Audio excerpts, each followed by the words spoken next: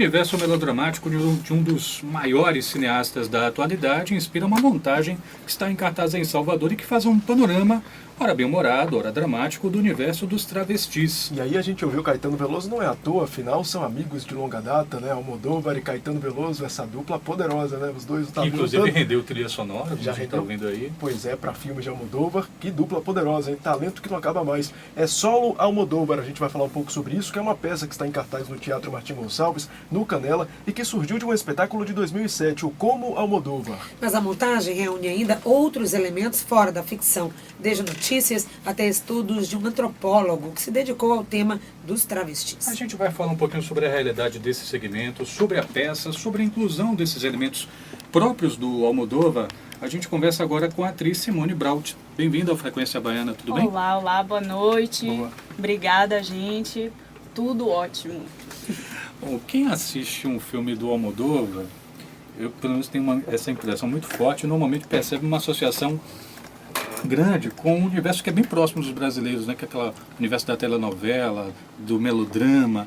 Você imagina que elementos como esse entrando naquela atmosfera do teatro, isso acaba de alguma forma até ajudando a criar um ponto de ligação a mais da plateia com um espetáculo como é Solo Almodóvar? Não, com certeza. Almodóvar, ele tem um traço de utilizar o melodrama em seus filmes. Inclusive, ele dirige os filmes dele com traços de teatro. Ele foi ator de teatro, então ele segue sequências. As sequências de gravação do filme não é por locação, que geralmente alguns diretores fazem. Ele faz pelo cronograma mesmo de como vai acontecer, para dar ao ator toda a noção do personagem. Então ele incorpora muito elementos do teatro no cinema. E daí a nossa ideia de levar Almodóvar para o teatro. E é difícil retratar o trabalho de Almodóvar? É desafiador para um ator, para uma atriz? Com certeza, porque no melodrama, aquela questão de maniqueísmo, de bem, mal, e de mocinho, e vilão, e pobre coitada, e choro, isso tudo é muito delicado no teatro e em qualquer outra linguagem. Então Almodóvar, ele fica naquele limiar do quase brega e fica passeando entre o kitsch, e isso alguns atores têm muito medo, e é o que eu particularmente adoro. Assim, eu fico na linha tênue ali de quase chegar no brega, no... Pode virar o dramalhão mexicano. Exatamente. Quase ali, é né? quase o dramalhão mexicano. Mas como ele mexe muito com temas polêmicos e gênero, então ele dá essa salpicada diferenciada que cria a comédia, a tragédia, causando essa identificação entre as pessoas. Eu acho que isso é um grande segredo dele. Agora, além dessa questão que você já tinha falado, né, da linha de montagem, do dramalhão, tem outros elementos também da obra, elementos cênicos, por exemplo, que dá para identificar a obra de Almodóvar? Sim, as cores. Almodóvar é um vermelho muito forte, as pinceladas dele são muito fortes. Isso a gente traz no figurino também, que os figurinos de Almodóvar são assinados por Jean Paul Gaultier, tem muito de Chanel. Então ele traz grandes estilistas para fazer o figurino dele e determinadas peças. E o nosso figurino, ele é bem diferenciado. A gente tem recebido bastante elogio. Assim, nossa, eu vi Almodóvar. O cenário a gente resume assim, aberturas de Almodóvar, cenas de planos de detalhes são sapatos. Então nosso cenário se resume a um sapato enorme, que como se a gente resumisse a obra de Almodóvar em um elemento. A gente pensou muito nisso. E tem muito vermelho, as cores são muito saturadas, é tudo muito forte. Agora, é uma peça que está falando sobre um universo que a gente sabe, apesar de trazer com bom humor, mas também um universo que tem uma certa dureza, né? Não é um tema muito fácil. Como é que vocês equilibram essas duas dimensões dentro de uma mesma peça? Então, na minha pesquisa, para fazer não só o projeto, que a proponente do projeto sou eu também, eu fui atrás e conversei com muitas travestis e li o livro do Don Kulik, que é o antropólogo polonês que passou 8 meses aqui, morando com travestis para fazer esse livro. E eu percebi que elas mesmas dão risada da própria miséria. Elas encaram a vida de uma outra forma, como se fosse a necessidade de sobrevivência é rir daquilo.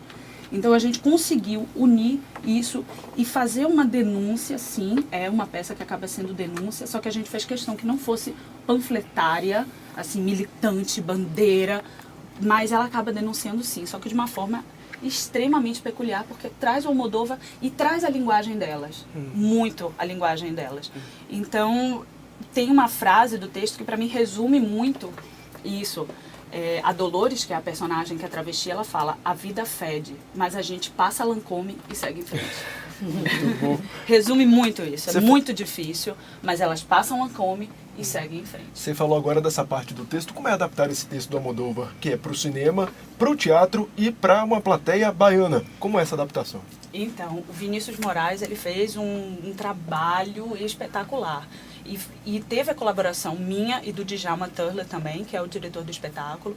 A gente lia referências, lia os livros, a Conversas com Almodóvar, do Frederic Strauss, que é uma longa entrevista com Almodóvar, li Urdiduras de Sigilos, que são ensaios sobre Almodóvar, e vi milhares de vezes todos os filmes, toda a filmografia dele. E durante os filmes eu escrevia, anotava frases que eram fantásticas e passagens de livro, e a gente ia alimentando o Vinícius disso tudo, e agora é com você. Agora cria, faça a mistura lá. misture, e com referências reais de entrevistas, e que ele também conviveu, entrevistou, então foi toda uma miscelânea que ele conseguiu criar um texto belíssimo, super sensível, que leva a plateia do choro à gargalhada, e a gente está tendo um retorno muito bacana disso. Assim, às vezes as pessoas estão chorando, as lágrimas ainda estão rolando, elas gargalham no meio. Ele conseguiu essa linha muito bem construída. Simone, normalmente a gente perguntaria por que você se apaixonou pelo projeto para fazer Solo Almodóvar. Mas como a gente está falando quase de um spin-off, né? É bem aquela coisa que aconteceu com a série Friends. Muita gente assistiu essa série, aí o Chandler fez sucesso ali entre aqueles seis, e depois fizeram um spin-off, né? Aproveitaram o personagem como um produto diferente, história, né? Wolverine também. O Wolverine com o Wolverine. Ih, caramba, temos uma nerd. Bom, enfim. Mas Detectada. como é que você... me entreguei. Como é que você percebeu que a Dona Dolores merecia uma luz própria? Então, lá em Como Almodóvar, em 2007, nós éramos 9 atores. E a Dolores acabou conquistando um carisma da plateia. Na época eu fui indicada ao Prêmio Braskem como melhor atriz coadjuvante. E as pessoas sempre vinham falar: poxa, aí Dolores, e vocês não voltam? Poxa, gente, é tão difícil produção hoje com 9 atores, levar pra cena, é tão complicado. Então volta com ela, já que ela é performática, aproveita, faz um solo. Uma travesti tem tanto a dizer, tanto a denunciar, por que você não aproveita? E eu sempre tive muito medo de ficar em cena sozinha. Você nunca tinha feito monólogo antes? Nunca, e tinha pavor, porque eu gosto muito do olho no olho, de trocar, do bate-bola, de joga pra você, você devolve pra mim, eu faço disso uma outra coisa, sempre gostei. Mas isso não é mais fácil no monólogo? Nossa. Tem mais abertura pra isso, ele tá sozinho. É você e você mesmo. É você que bota a parede, né? Contra a cena fica mais difícil, talvez. Não, quando a gente encontra um ator aberto a jogar, é tão gostoso, assim, você se sente tão bem, que você ter um joga ritmo, né, entre e uma ele fala e levanta aquilo, e você joga e levanta mais, e ele levanta, é como um jogo de vôlei, ele levanta pra cortar, sabe? Deixar a bola quicando ali, só pra você chutar e fazer o gol. É muito gostoso. E no solo não, é você que tem que jogar, você que é o goleiro, e joga pra você mesmo, que vai driblar todo mundo e toca. Enfim, é uma loucura, mas que tem sido um aprendizado maravilhoso também. E todo mundo vem falando: poxa, você devia trazer. Falei: olha só, vou tentar.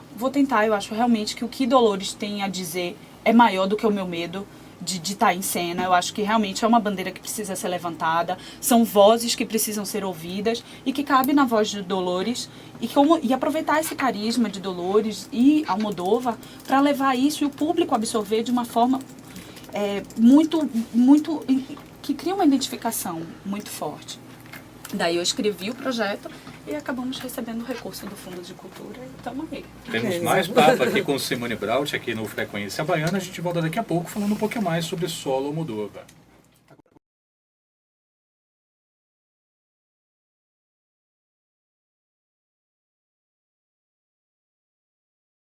E hoje nós estamos falando sobre a peça Solo Almodóvar, em cartaz até o dia 19, no Teatro Martim Gonçalves, ali no bairro do Canela. No nosso estúdio a gente recebe a atriz Simone Braut, que vive a personagem principal, a travesti Dolores, que conta um pouco do seu dia a dia, com bom humor e também uma certa dose de melodrama. Afinal, Almodóvar, do nome, não é por acaso. Simone, você disse que o solo ajuda a pôr para fora as vozes abafadas de travestis que sofrem preconceitos dentro do universo gay. O que explica esse conflito na sua avaliação e que questões assim pontuais o texto, a obra traz?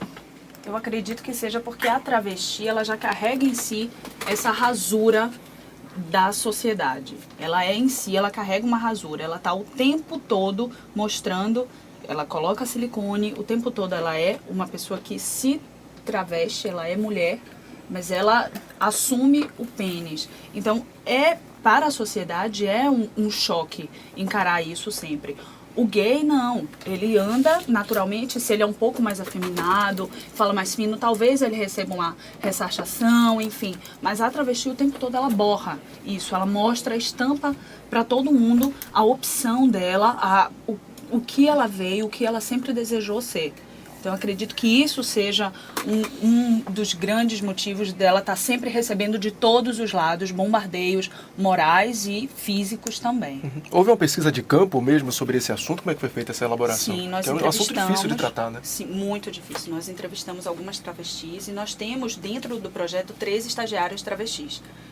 Estagiárias de produção, de iluminação, de cenário, elas passearam por todos os elementos, que foi uma forma também da gente ter como uma contrapartida social, porque elas não têm opção dentro da sociedade. Ninguém vê caixa de supermercado, ninguém vê travesti. Aí quando vê as travestis na orla, vendendo o corpo, se pergunta, mas eles só querem fazer isso. Vai procurar um emprego formal em algum lugar. Não existe outra opção. Muitas sim vendem um corpo por opção, sim, e elas não mentem. É bom, elas gostam, elas têm prazer sexual. Mas boa parte também não tem outra opção dentro da sociedade. Elas não dá. Então, assim, esse trabalho também quebra um pouco essa ideia que a gente tem do humor, né? Que o travesti sempre é uma pessoa muito bem-humorada, muito bem resolvida, que está bem e que é alegre, de certa forma é um personagem no meio da sociedade. Não é bem assim. Não, não mesmo. Mas, é como eu falei antes, elas riem da própria desgraça, da própria miséria. É uma forma de sobrevivência. Então a peça ela aborda toda essa parte dramática e pesada de que ela não é vista como um ser humano, sim, ela é vista como um objeto, um silicone, um motivo de piada, um motivo de risada, mas em alguns momentos ela quebra também e ela se faz de objeto de risada para ela mesma, como forma de sobreviver. Você comentou que existem alguns travestis que são ligados à peça, né, que desempenham funções. Eu queria perguntar sobre um outro aspecto da peça, que é a direção do Djalma Tuller, que é um cara que é conhecido por trabalhar já com algumas peças que tem o componente da homoafetividade, por exemplo, O Melhor do Homem e outras. Você acha que essa foi, digamos assim, talvez o elemento que mais favoreceu a entrada dele nesse projeto? Como que foi a entrada do Djalma nesse projeto? Com certeza, esse foi um dos grandes motivos para eu convidar o Djalma a me dirigir. O trabalho dele, a pesquisa dele na temática LGBT é muito séria e o comprometimento dele da arte com a política é muito forte. Ele mesmo se assume um diretor de teatro anfíbio, como ele coloca. Mas isso cria algum tipo de... mesclando com a política, sempre. Ele não consegue se desvincular disso. Mas houve um elemento aí de contraposição, tipo ele meio político, você tentando aliviar um pouco, ou ele mesmo já veio dosado? Um pouco. Às vezes eu falava, Djalma, não tá muito confortável, não, isso. Ele, calma e tal, e a gente sempre... E foi uma dupla, assim, nossa, eu só tenho elogios ao Djalma. Fiquei realmente apaixonada, a primeira vez que eu sou dirigida por ele, e a gente duplou de uma forma muito simbiótica, assim. Eu jogava a bola, pronto, aquela história de jogar a bola e crescer, eu jogava a bola pra ele pegava e mandava de uma outra forma e já me dava uma releitura daquilo que eu tinha falado. Foi fantástico, fantástico. Fiquei apaixonada pelo trabalho dele. E a obra de Almodóvar serve como forma disso aí, né? Porque ele trabalha muito bem esses assuntos. Sim, com certeza. Foi um dos motivos de trazer Dolores novamente, porque o Almodóvar, ele trabalha esse gênero, ou temática de gênero, de marginalidade, de uma forma muito peculiar, muito específica e que traz a identificação da plateia. Então a gente foi a fundo pesquisar o que ele faz para conseguir isso. E a gente identificou, as personagens são sem preconceito.